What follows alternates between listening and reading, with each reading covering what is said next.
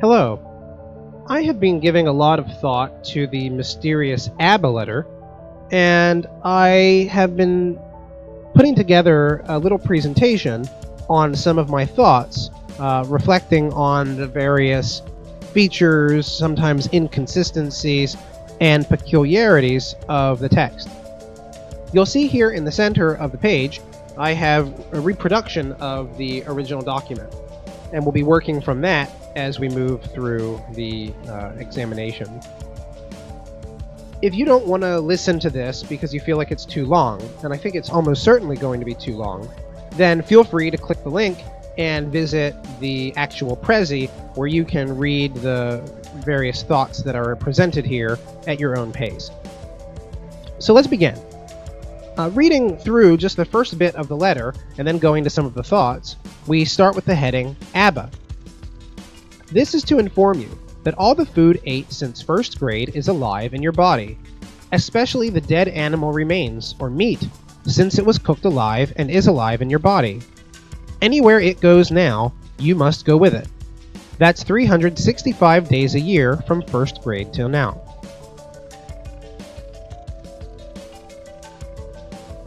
The main heading of this missive reads ABBA. Interpretations of this heading vary within the readership. Some believe that it is a reference to the 70s pop music group of the same name, notable for their use of capitalization, as the name is an acronym, comprised of the first initials of each band member. Other readers treat the heading as being itself a name. These readers regularly refer to the wishes, intent, and instructions of ABBA, also rendered ABBA, with lowercase letters. It is possible, however, that the capitalization of these four letters indicates that the heading is an acronym of unknown meaning. Another possibility remains, that ABBA is capitalized as a feature of being the primary heading of the document. ABBA is an Aramaic word meaning father, which appears in the New Testament connecting with God as the Father, specifically the Father of Jesus.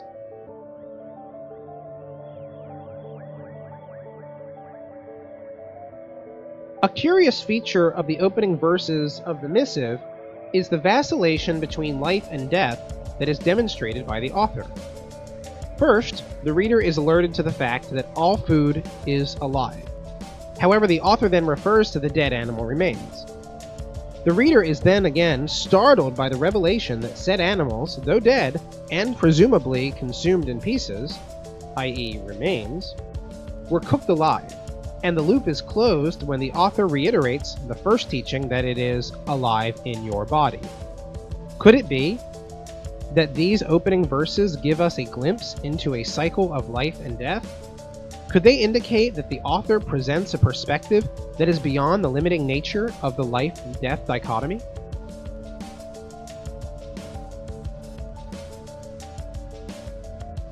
"365 days. The calendar year is 365 days long, in any year not divisible by 4.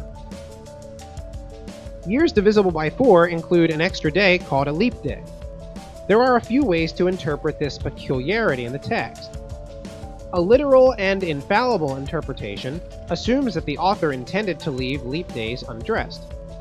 A figurative interpretation assumes that the phrase 365 days a year is meant to emphasize the constancy of the state of having all the food ate since first grade alive in the reader's body, and is not in itself a commentary on leap days. A more postmodern interpretation assumes that the author is capable of making errors, and sees the phrasing here as being in error and intending to mean the entire year, regardless of the state of the leap day.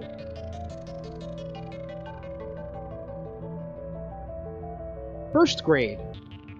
The missive puts special emphasis on significant life changes that take place around first grade. The first change noted is that all food consumed since first grade is still alive. The second change noted is that after first grade, all movements have been dictated by that food, especially the animals. The last change noted is perhaps the most startling, that a, quote, newborn baby received your first grade body. First grade is the first year of primary education in the United States school system. Students are usually around 6 to 7 years old, sometimes 8 years old during this grade. This time of life is known as middle childhood. First graders experience many changes and meet many developmental milestones around this time. According to the CDC, or the Center for Disease Control, some of the changes that take place during middle childhood include showing more independence from parents and family, understanding more about their place in the world, showing rapid development of mental skills, having less focus on oneself and more concern for others. Could the loss of the first grade body be the cause of these marked changes in perspectives and behaviors?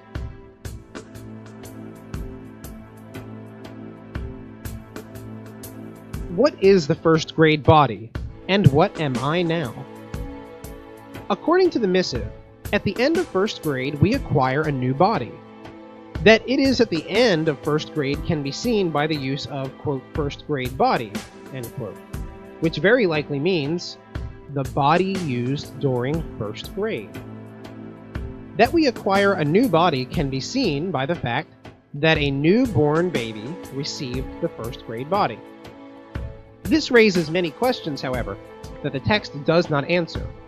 A few questions below. Who is this newborn baby? What does it mean to receive our first grade body? If we lost our first grade body, then where did we get the body we're using right now? What happens to people who do not go to school or who repeat first grade? And more. Such as, why is our first grade body synonymous with a meal? Did the newborn baby consume our first grade body? It would seem that the loss of our first grade body is the reason the opening verses offer a window of first grade until now. At first glance, it seems that the food before first grade made no impact on us. However, a closer reading does not support this conclusion. If the newborn baby did consume our first grade body, and if humans are animals, then does that mean that we are alive inside the newborn baby? Or at least were until that newborn itself completed first grade? Could it be that we have fractured souls just the same as the animals that we've consumed?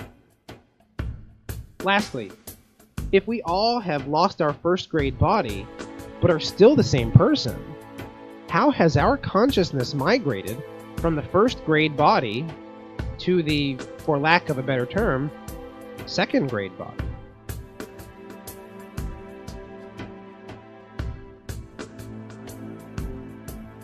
We see here a diagram of the progression of life and death of animal food ate since first grade, at least according to ABBA, if ABBA is indeed a name. And we see the progression from life to cooking alive, or being cooked alive, to being dead animal remains, which are consumed and then are alive in our body.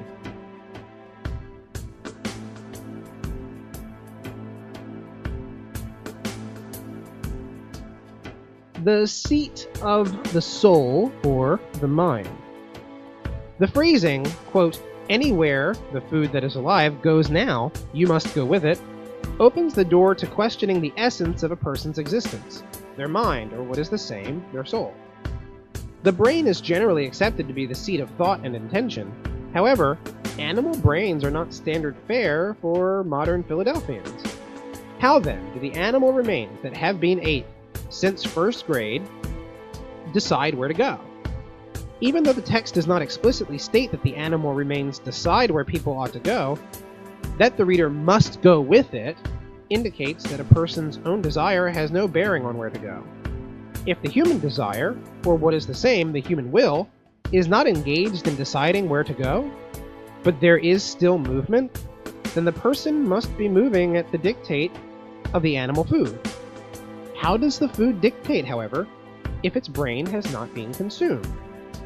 Could it be that the soul is dictating rather than the brain? And if this is the case, are the souls of animals consumed, fractured? And this because it is customary for animals to be served in portions to many people, rather than as a whole to one?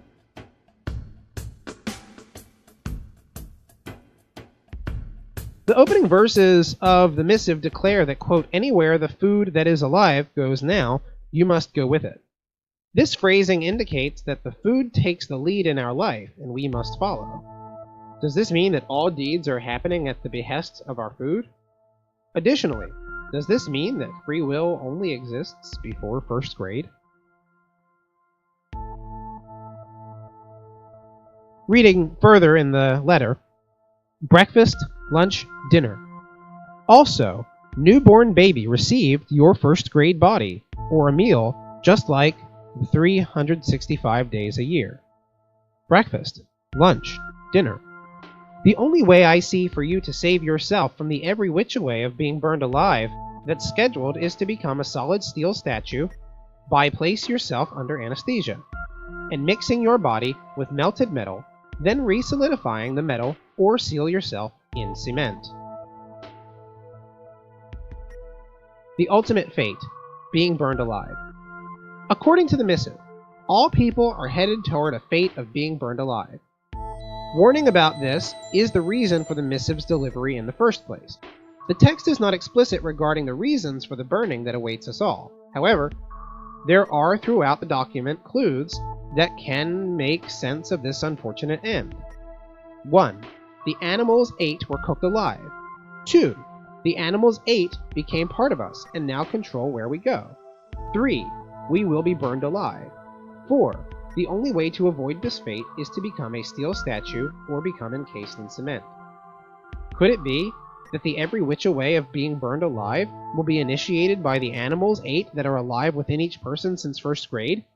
That because they themselves were cooked alive and consumed, but now control where we go, will, when they no longer have need of our mortal frames, will walk us into the very fate that befell them? Could it be that the only way for us to avoid the every which way is to impede all movement entirely by becoming immobile statues ourselves? Reading further, when it becomes real to you, you can type it up and have lots of copies made, then pass them out and post them up. Could this man be the actual author? Or is it possible that he is someone for whom it became real, and now he passes them out and posts them up? I don't know. I do have my suspicions, though, that the man in this video is not necessarily the author, and I do wonder if he's actually even distributing the missive. The document in the video, if you look closely, looks like maybe it's double-sided, looks like maybe it has a bit too much text on it. I can't be sure, I can't see it closely enough, but I do have my suspicions. Reading further in the missive, what is needed is a steel furnace where metal can be melted and the bodies of people and animals mixed with the metal to become steel, unable to be hurt. Of course, you'll be sedated first. There will be a meeting on April 27, 2019, at 12 o'clock in the afternoon, on the subject of building a steel furnace at 27th and Girard Avenue on the vacant lot. We can see here an artist's rendition of what the 27th of April could become if all supplies are on hand. Furnaces and cement trucks, bulldozers, everything that we need.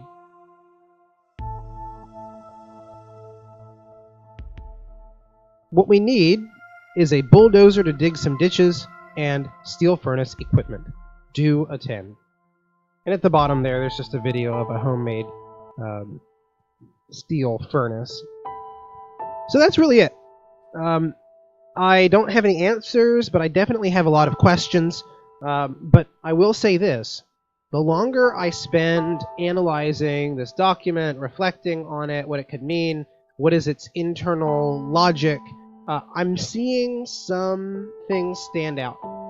I think the thing that stood out the most to me was starting to realize at least what could be a reason for the being burned alive, and why we actually need to become statues or encased in cement. There are more things I could talk about, but for now, this is it.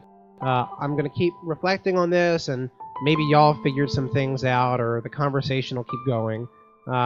I know, for one thing, that I will be there on the 27th, I'll be there at 27th and Girard. I'm looking forward to it, whatever it's going to be. I am hoping that we'll get some more answers, because this is just one weird letter. Thanks.